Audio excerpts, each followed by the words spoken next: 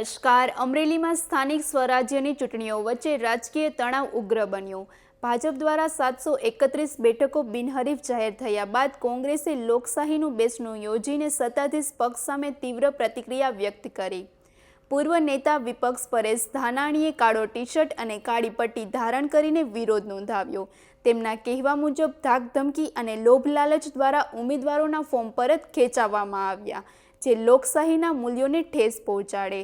વધુ સમાચાર માટે જોડાયેલા રહો. RP Gujarat news, Rajkot. ગુજરાતના પનોતા પુત્ર પૂજ્ય ગાંધીએ દેશને આઝાદી અપાવી, સરદાર સાહેબે અખંડ ભારતનું નિર્માણ કર્યું અને બાબા સાહેબે બંધારણમાં પ્રાણ પૂરી 18 વર્ણની અધિકાર યાત્રાને આગળ ધપાવવા માટે સમાન મતાધિકાર આપ્યો. આજ સત્તાના મદમાં ભાન ભૂલેલા શાસકો ક્યાંય સેવા કરવામાં નિષ્ફળ નીવડ્યા છે, ત્યારે લોકોના રોષનું ભોગ ન બનવું પડે માટે ક્યાંય પોલીસના દંડે વિપક્ષનો અવાજ દબાવવાનો પ્રયાસ થાય, વિપક્ષના ઉમેદવારોને લલચાવી, ફોસલાવી, ડરાવી, ધમકાવી, ખોટા કેસ કરી અને જબરજસ્તીથી મોઢે બુકાનીઓ બાંધી અને પોલીસના પેરામાં એના ફોર્મ પાછા ખેંચાવવાનો પ્રયાસ છે એ નિંદનીય છે. અને વખોડવા માટે આજ અમરેલી ના નાક સમાન જયસિંહપરાના પાદરમાં અમે લોકશાહીનું બેસણું રાખ્યું છે. આ લડાઈ સત્તાની લડાઈ નથી, સ્વાર્થની લડાઈ નથી. આ લડાઈ સામાન્ય માણસના સ્વાભિમાનની લડાઈ છે. રખેને જો સામાન્ય માણસનો મતાધિકાર છીનવાશે તો સત્તામાં બેઠેલા લોકો એના અહંકારની એડીએ સામાન્ય માણસનું સ્વાભિમાન ઘવાશે.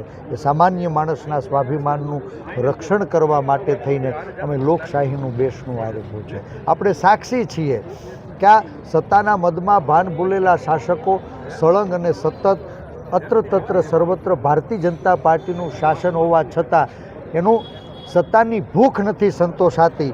ગઈ 2021ની ચૂંટણીમાં સત્તાનો દુરુપયોગ કરીને ગુજરાતના 241 જેટલા વિપક્ષી ઉમેદવારોને ફોર્મ ખેંચાવી અને ભારતીય જનતા પાર્ટીના ઉમેદવારોને બિનહરીફ જીતાડાવ્યા. ગુજરાતે એને રોક્યા નહીં. એનું પરિણામ આ 2026ની ચૂંટણીમાં 10,000 પૈકી 731 જેટલા નગરપાલિકા, મહાનગરપાલિકા, તાલુકા, જિલ્લા પંચાયતના વિપક્ષી ઉમેદવારોને ડરાવી, ધમકાવી, કેસ કરી, જેલમાં પુરાવી, પોલીસના દંડે પીટાવી, પરાણે એના ફોર્મ ખેંચાવવા મજબૂર થવું પડ્યું.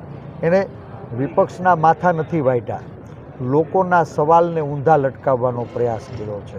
સત્તામાં બેઠેલા અહંકારી લોકોએ વિપક્ષના માથા વાઢી કોઈ મંદી, મોંઘવારી, બેરોજગારી, અત્યાચાર, ભ્રષ્ટાચાર, કાળા બજાર, કર આતંકવાદ જેવા સવાલો પૂછે તો એ લોકોના સવાલોને ગળા ટૂંકો આપવાનું પાપ કર્યું છે.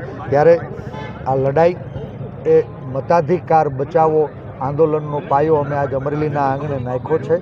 અમરેલીના લોકો, જયસિંહપરાના લોકો જાહેરમાં કર્યા છે કે જે સત્તાનો દુરુપયોગ કરે આવા ખોટા માણસો કરતાં નોટા સારો. જયસિંહપરાના લોકો, જે લોકોએ સામાન્ય માણસના અવાજને રૂંધવાનો પ્રયાસ કર્યો છે, એને આવતી ચૂંટણીમાં હાગમટે મતદાન કરી, ભારે મોટું મતદાન કરી, સમજી વિચારી મતદાન કરી અને જવાબ આપે એ વિશ્વાસ સાથે અમે લોકશાહીનું બેસણું આજ અમરેલીના આંગણે યોજ્યું છે. જયસિંહપરામાં કેટલા લોકોએ કોંગ્રેસને ફોર્મ ખેંચી લીધું અને અમરેલી જિલ્લાની સ્થાનિક સ્વરાજ્યની ચૂંટણીમાં કોંગ્રેસની શું ભૂમિકા છે? સ્થાનિક સ્વરાજ્યની ચૂંટણીમાં વોર્ડ નંબર 8ની અંદર ભારતીય જનતા પાર્ટીના લોકો મોઢે બુકાનીઓ બાંધીને 5, 15, 20 લુખાઓ પોલીસના પેરામાં, કોંગ્રેસ હોય કે આપ, બધા જ ઉમેદવારોને જબરજસ્તીથી ડરાવી, ધમકાવીને પરાણે ફોર્મ ખેંચાવ્યા. એણે માથા નથી વાઢ્યા. અહંકારી લોકોએ ક્યાંય મતાધિકારને ગળાફાંસો આપવાનું કામ કર્યું છે, પ્રશ્નાધિકારને ગળાફાંસો આપવાનું કામ કર્યું છે, સંવિધાનને ગળાફાંસો આપવાનું કામ કર્યું છે, સામાન્ય માણસના સ્વાભિમાનને ગળાફાંસો આપવાનું કામ કર્યું છે. સત્તામાં બેઠેલા લોકો કદાચ બળજબરીથી એ લોકોના સ્વાભિમાનને મતાધિકારને, પ્રશ્નાધિકારને, સંવિધાનને ફાંસો આપવાનો પ્રયાસ કરશે તો મારું આખું અમરેલી આ ચૂંટણીમાં ભારતીય જનતા પાર્ટીના અહંકારી લોકોને ઊંધા લટકાવશે એવો મને સંપૂર્ણ વિશ્વાસ છે. આવતી ચૂંટણીના પરિણામ આવશે તો મારું જીવરાજ કાકાનું અમરેલી, ગૌરવવંતું અમરેલી ભારતીય જનતા પાર્ટીનું ખાતુંય નહીં ખુલવા દે એવો મને સંપૂર્ણ વિશ્વાસ છે. કેસરી ફટકા બાંધી લોકોની લાગણીઓને ઉશ્કેરી સત્તાની ધુરા સંભાળનારા લોકોએ ક્યાંક ગાંધીને ગાળું દેવાનું કામ કર્યું, સરદારના સ્વાભિમાનને ઠેસ પહોંચાડવાનું કામ કર્યું, બાબા સાહેબના બંધારણ ઉપર બળાત્કાર કરવાનો વારંવાર પ્રયાસ થયો છે. એના વિરોધમાં લોકોના મતાધિકારને બચાવવા માટે કાળું ટી શર્ટ, કાળી પટ્ટી પહેરી અને આ ભારતીય જનતા પાર્ટીના અહંકાર વિરુદ્ધ, સામાન્ય માણસના વિરોધને પ્રદર્શિત કરવાનો અમારો પ્રયાસ છે. સરદારના નામે સત્તાના પગથિયા ચડ્યાને મારા ને તમારા બાપનું નામ ધોળે દઈએ અમદાવાદ સરદાર પટેલ સ્ટેડિયમમાંથી નામ ભૂહી અને મોદીનું પાટિયું લટકાવી દીધું. આ ગાંધીનું ગુજરાત છે. તમે ગાંધીને ગાળું દીધી વાંધો નહીં, સરદારના નામે રાજકીય રોટલા શેકા વાંધો નહીં.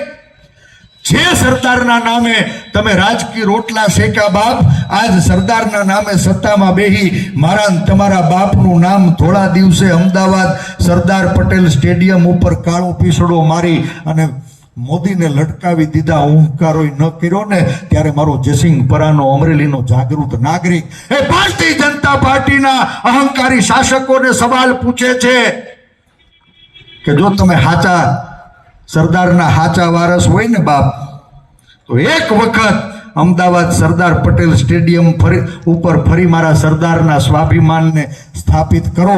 આ પરેશ ધાનાણી આજીવન રાજકારણ છોડી દે. હા, બિનહરીફ કોને કહેવાય? સૌના હૃદય જીતે. હે, પ્રેમથી બધાને ભેગા લઈ અને સર્વાનું મતે કોઈ પ્રતિનિધિને ચૂંટે ને તો બાપ એને સલામ કરીએ.